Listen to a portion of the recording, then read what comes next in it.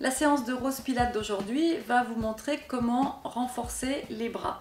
Attention, pour renforcer les bras, il ne faut pas du jour au lendemain n'avoir rien fait pendant plusieurs semaines et puis faire des séries d'exercices qui seront trop fatigantes pour les bras. Donc, vous allez devoir augmenter très progressivement le nombre d'exercices. Si on le fait une fois le premier jour, c'est parfait.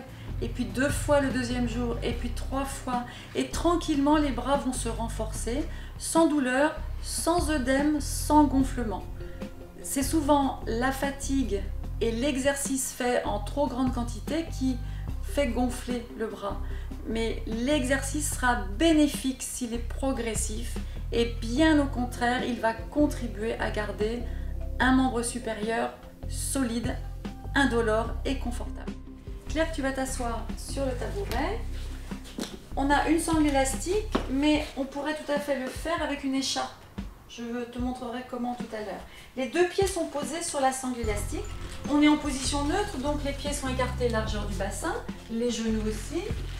Les lombaires sont légèrement creusés. On étire toujours la colonne vertébrale et on essaye de serrer les omoplates. Et même pendant le mouvement des bras, on va serrer les omoplates. Et tu vas écarter un bras sur le côté en tendant la sangle. Bien sûr en soufflant, relâche, inspire et tu vas lever l'autre bras. Relâche, inspire. La position du bras est importante.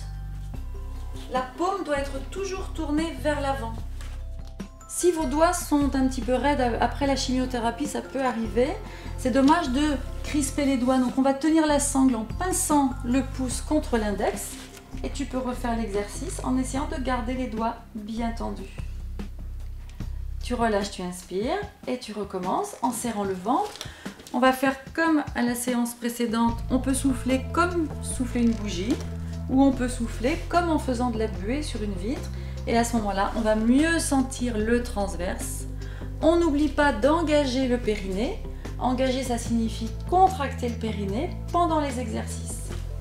Et là, il faut bien veiller à garder les épaules basses pour que le trapèze ici ne se contracte pas. Et tu relâches. Si vous n'avez pas de sangle élastique, pas de problème. Vous prenez une grande écharpe, un paréo, ce que vous voulez, un bout de tissu, et vous allez tirer dessus comme si vous vouliez le déchirer. Mais bien sûr, vous soufflez en serrant les omoplates. On pense à bien serrer le ventre, à s'étirer. Et la tension du tissu constitue la résistance, un peu comme l'élastique. Les genoux restent bien parallèles. Et puis maintenant, tu peux même lever les bras vers l'avant. Et en essayant toujours de serrer les omoplates ici. Même quand les bras travaillent, les omoplates se fixent.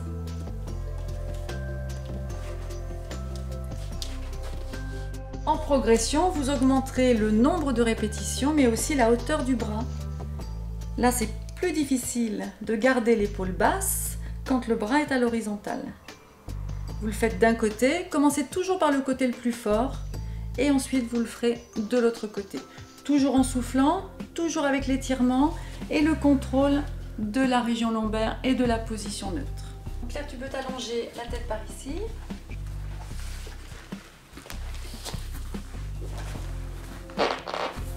Voilà, on va mettre une jambe dans cette position qui s'appelle la position chaise renversée et on va passer la sangle sous le pied. On attrape les 2 brins de l'élastique, les bras à la verticale. Donc tu peux glisser tes mains.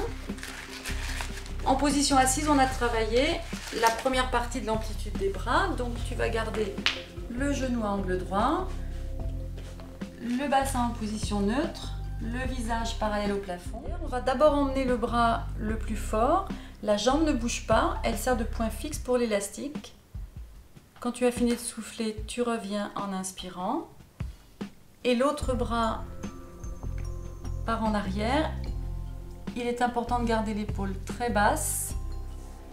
Reviens en inspirant et tu repars en soufflant.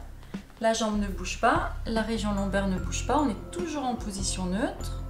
On engage le transverse et le périnée en soufflant. On réalise réalise maintenant l'exercice en adoptant la position chaise renversée, mais en utilisant un canapé ou un tabouret pour mettre les pieds. Le bassin est en position neutre, on a le petit creux lombaire, le visage est parallèle au plafond, les épaules sont basses. En soufflant, tu vas tirer les deux bras en arrière doucement. Quand tu as fini de souffler, tu reviens en inspirant. Les doigts sont toujours tendus pour éviter de resserrer et de faire fonctionner les articulations qui ont besoin d'étirement. Donc on en profite pour bien étirer les doigts. Vous ne devez absolument pas ressentir de douleur. Plus les épaules sont basses, plus le mouvement sera correct et moins il y aura de douleur. Et encore une fois, tu souffles, tu tires les bras, les épaules sont basses, tu sens les omoplates qui glissent sur le tapis vers le pantalon.